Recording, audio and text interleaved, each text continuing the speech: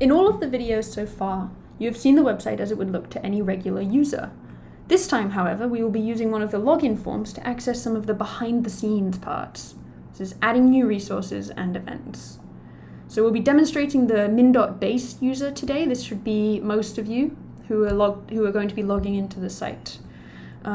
If you're a MnDOT admin user, we will have some additional videos describing your extra responsibilities. So there are several places where you can log in on the site. The one that I like best is just the one on the homepage right down here, but you can also access it at the bottom of every single page in the footer there. So I'm going to log myself in, and once you've logged in, you get to the portal page and you can see that there's now this black bar at the top where it says you've logged in. You can go to your profile. In your profile, you can change your password and change your display name if you'd like, but there's not really too much going on there. So no real need to explore that part. The exciting things though, once you're logged in, are that you can add a resource or add an event to the schedule. So we'll start off by adding a new resource. And you click there and you get taken to a form that looks like this. Now it has a couple of different options. You can add a document, you can add a training, you can add a video. The only two required fields on this form are the document title at the top and then the publication date as well. The rest of them, we just suggest that you fill them in to the best of your ability, and especially with the taxonomy fields down here, just add what you think is right. Now, as far as the document external link and the document upload, these two, we're expecting that most resources will probably be uploaded to the site. But if you have an external link, then you can add that as well. Documents can have both, but it's typical that they would only have one or the other. Yeah, and so once you've finished selecting everything that you want to select, you just press submit, and then your resource will be sent to an admin user for approval to the site. And the process is basically the same thing for adding a new event, also the same, such that when you press submit, someone will have to authorize it before it can be visible on the site. Now, a couple specific things to the events. The first important thing is that you must select a step from one of these stages.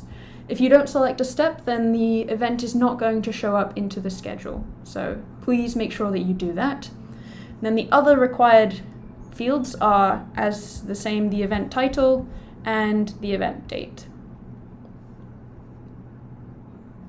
With the events here, you can click on just the generic messenger and audience groups, but you can also specify a bit further. So if it's a specific district staff member or a specific manager, then you can add their names or add more information about the group below. And that will appear in the information that's displayed for the schedule.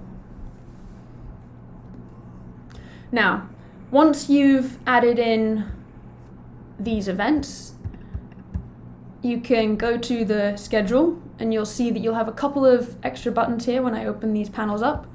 Here you can add another event. But the thing we're going to look at is when you view the detail, so you look in at the specific event, you'll now have the option to add a resource to this event.